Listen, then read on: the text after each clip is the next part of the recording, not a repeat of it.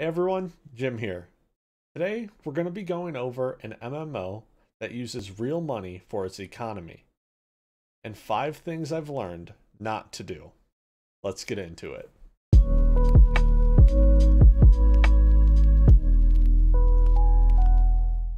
Just recently, I started playing a new MMO.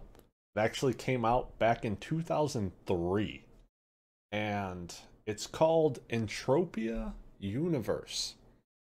It's a real cash economy, so you can put real money into it and then also take in-game currency and like send that to your bank account. And it's a 10 to 1 ratio. So you can put in $1 and you can get 10 in-game currency, and you can also take out, in theory, take out 10 in-game currency, or also known as PED, which is Project Entropia Dollars. So PEDs, you can take out 10 to put $1 into your bank account. But there's a minimum of like 1,000 PED withdrawal, so like $100.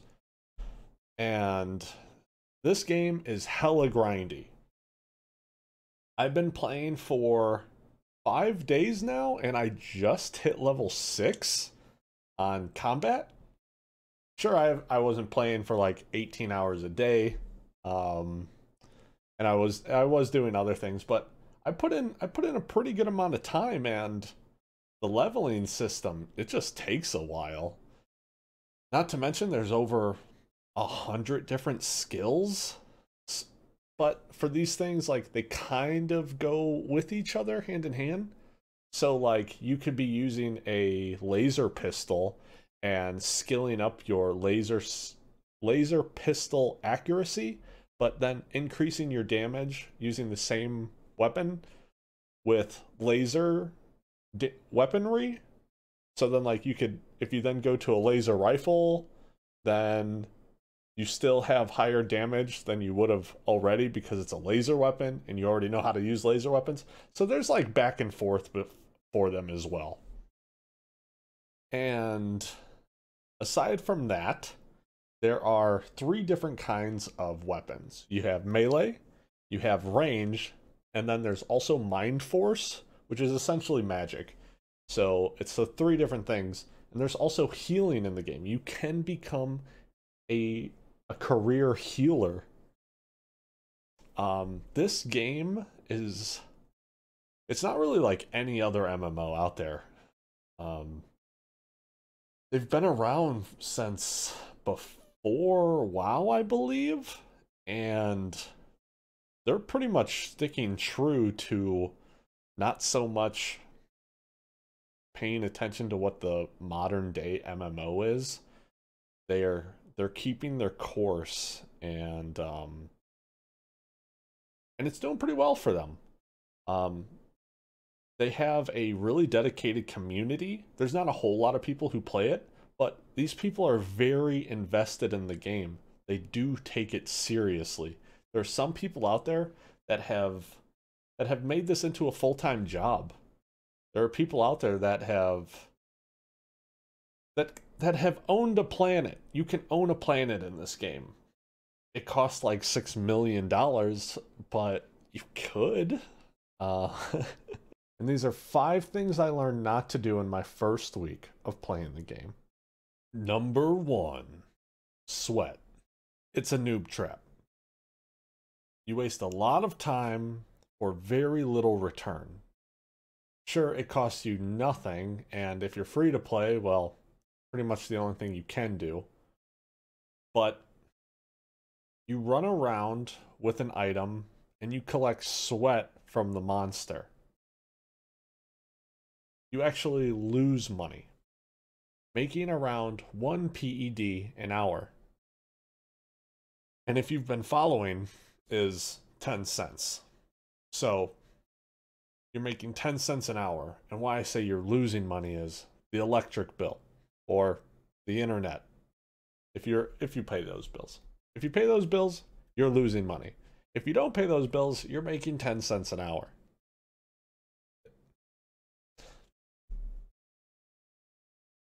Yeah. Number 2, overgeared. Being overgeared in this game can actually lose you money. Because if the mobs you're killing have like between 10 and 25 HP, but you're using a weapon that can hit bare minimum of like 50, you're losing money. Because how this works is, let's say you have 100 ammo, or let's say 10,000 ammo. 10,000 ammo is a lot. But when you're playing a game where guns have a different amount of ammo burned for every shot, that gun can burn about 1,000 every single round. That makes it to where, well, if you have 10,000, well, now you only get 10 attacks. If you were to use a gun that only used about 200 rather than the 1,000, you're going to get 5 times the amount of attacks. And the mobs that have between 10 and 25 HP aren't going to be dropping you enough loot to sell to make up for the amount of money that you used to kill them. So being too overgeared can actually lose you money. Number 3, Underpowered. So we just went over how being overgeared can lose you money. Now let's go over being too undergeared. Fighting mobs that are above your level or above the power of your gun that you're using is not a good choice to do. Sure, you might be able to kill them, but in a game where you have to kill a lot of creatures in order to really get somewhere, you don't want to be able to just kill 1, 2, maybe up to 5 mobs, and then you're like, oh, I'm spending way too much ammo on this, and I got about 50 cents when I spent about $5, whatever it is. So you actually want to be fighting mobs that are under your level. So that way you're doing the most amount of damage with your guns, and you're spending the least amount of ammo. You're being the most efficient with your in-game money.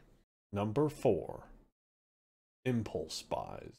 So let's say you got $20 in game and you want to go buy some stuff. You want to start your hunting career.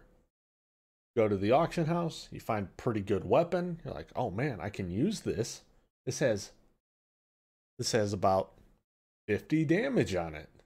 Between 25 and 50 damage. Except if you're new and you don't know that you don't have the correct level for it, you're not doing 25 to 50 damage. You're probably doing about 3 to 15 damage, to be more accurate. So in game, your level for the weapon really matters. The recommended level for some weapons, let's say it's level 10, but you're level 1. You're not going to be able to max out the efficiency of this weapon till about level 15. Sure, you essentially have the bare minimum, but cost effectiveness, it's trash. So let's say you're doing about 3 times the amount of damage that your noob guns would be doing. Your level 1 guns, you're doing 3 times the damage, but you're spending 8 times the amount of ammo that it needs to take this shot. How is that worth it? One of the worst things you can do is impulse buy. And it's the same thing with gear. Gear can protect you like crazy, but if you can't make it up over like whatever time frame it is that you're hunting, you're then losing money. Sooner or later your gear is going to break. All right, well now I have to go, if you're not depositing a pretty good amount of money or you have another way to make money, well, you got to go sweat. And why would I want to do that? Let's just try to make it as cost efficient as possible. Impulse buys suck. Just do your research. Look up a bunch of different weapons. Find out what guns other people are using. There are videos online, there's forums, there's a lot of stuff out there. There's a wiki that you can go to, then also look at all the different guns out there. So you can compare and contrast them. But not even just guns. There are other items in the game. Say you're trying to flip the economy of oil. You know, you buy a few things of oil, you're going to try and flip it, but no one's buying them. So now you've wasted all this time and money, and you don't know when you're going to get this return on your investment. The best thing you can do in a game when it comes to real money like this one is do your research. There can be a lot to lose. Number 5, rich quick. If you're planning on putting in $100 and you want to get back $1,000 in about a month, it's not going to happen. There are very few people out there that can make this game their job. They're putting a lot of hours into it, whether they're crafting, mining, hunting, sweating. No, I'm joking. You don't make good money sweating. Managing their properties, managing a store. There are a couple ways that you can go about getting money in this game, and it takes a lot of hard work, patience, and dedication. This is not a game for the casual player. Well, not at the start at least. Or if you want to put a lot of money into it, then it could be. But other than that, it will take you quite some time to actually get your money back. Or enough time if you want to double it. But is it possible?